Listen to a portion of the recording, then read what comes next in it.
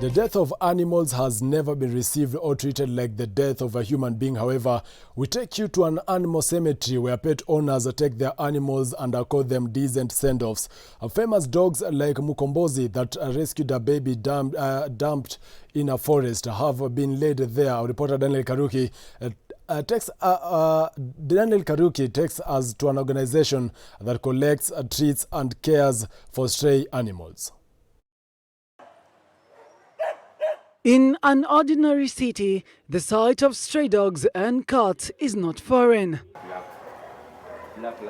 We visit Kenya Society for the Protection and Care of Animals, KSPCA, an animal welfare charity in Kenya that collects and shelters domestic animals and even accords them decent funeral services upon their deaths. Okay, so welcome to the KSPCA. I'm Ian Keringa, and the KSPCA basically stands for the Kenya Society for the Protection and Care of Animals.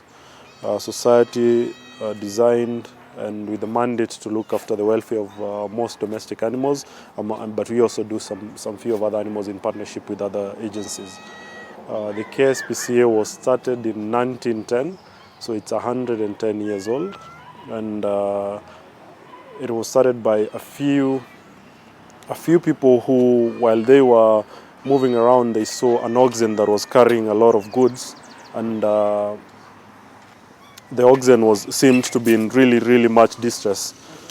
So they decided to come together and start an organization that at least cares for the animals. At that time, it was known as the East African Society for the Prevention of Cruelty, which later changed to the Kenya Society for the Prevention of Cruelty against Animals. Within some cultures, we'll say cats are evil spirits. See some of the sayings in the local dialects, like Swahili, you find for donkeys, they'll say, "Asanti ya punda ni mateke." Yeah. So you find there's a cultural belief that has led to these animals being neglected. Upon the collection of an animal, it goes through the clinic, then put in a recovery unit before it's let to interact with other animals. Recovery unit where after the animals have been treated by the vet, they come to recover before rejoining the rest of the animals within the shelter.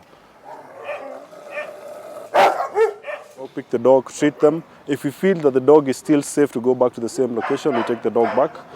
If we feel the dog is worth to be rehabilitated and find another home, we'll keep the dog, rehabilitate the dog, neuter the dog, vaccinate the dog, and then try and find a new home for the dog.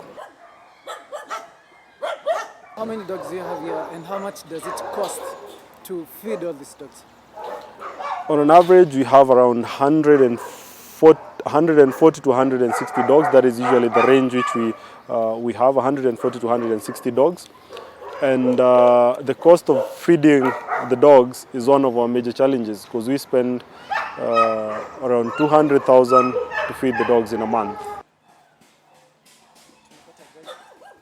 Anyone can adopt a dog, but as I said, just as for cats, once you come into the shelter and you're looking to adopt an animal, there's a questionnaire that you have to fill, which helps us basically understand whether you're able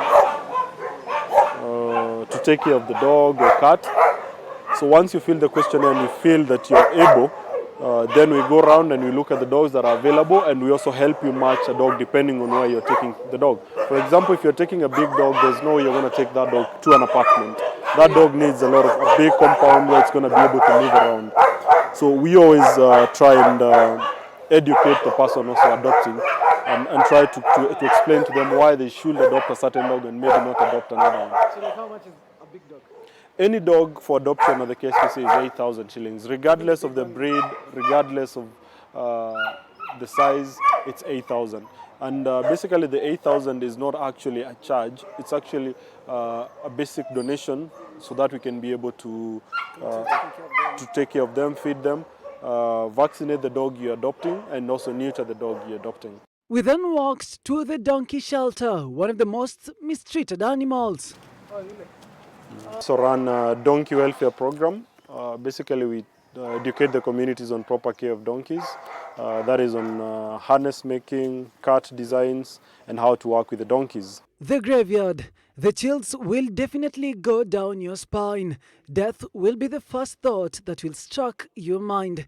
But in this case, it's not human death. It's a graveyard where people used to bury. We stopped it in 2019. We used to bury pets. Anyone from outside will come and pay a small fee and bury the dog. The reason for that was because for us, we believe that when you have an animal is part of the family. And every care that you give that animal should be similar to what you will give to a human being who is a member of the family. So the same way that we give our loved one in the homes a send-off, a proper send-off, so we also advocate for people to love their pets and be able to give them a proper send-off like they will send human beings. It's hundreds, and as you can see from the grave, from the stones, several of the dogs have been buried.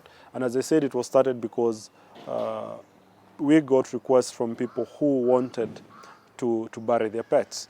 In this very graveyard where famous dogs, including military dogs, are laid to rest, including MUKOMBOZI, the dog that came into the limelight in May 2005 after she rescued a newborn baby girl who was abandoned in the thickets of Ngong Forest.